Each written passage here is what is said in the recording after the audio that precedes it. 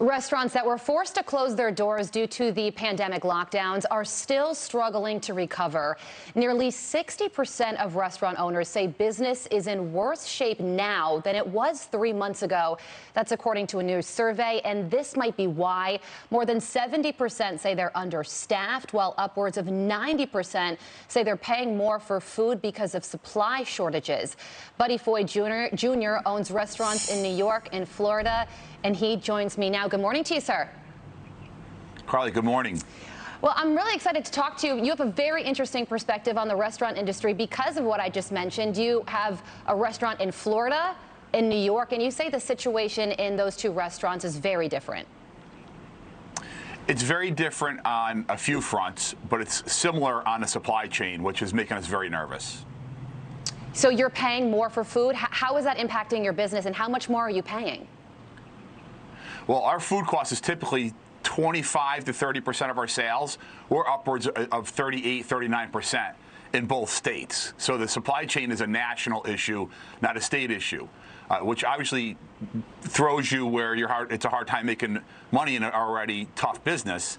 Yeah. And the labor supply is a little easier in Florida. So that's going to our benefit, and we appreciate that in Florida versus New York, where we operated on a very thin schedule in New York, closing 1 day a week, not opening for lunch, dinners only, lunch only served on Saturday and Sundays in New York. Florida, we're open 7 days a week for lunch and dinner. Yeah, and I know of other restaurant owners who say that they're closing up their restaurants in New York and moving to states like Florida because it's just so much better for business there. The National Restaurant Association did a survey. They found that this number is unbelievable. 80% say they've seen a drop in sales over the past few weeks. So restaurant owners were better off 3 months ago than they are now. Why do you think that is? Well, in New York, nationally, I think the news out there and the fear-mongering, it's real. I had a conversation. I'm in Florida at our restaurant here because we're open up a third location. I'm getting that going. New York, I got a phone call from my manager last night. We had our first cold night in New York, and he said the phone rang off the hook. We lost about 30 reservations because people couldn't sit outside. This is literally in real time here. Last night, 12 hours ago, we had this conversation. It was the first time we ever had 30 cancellations because the weather's dropping.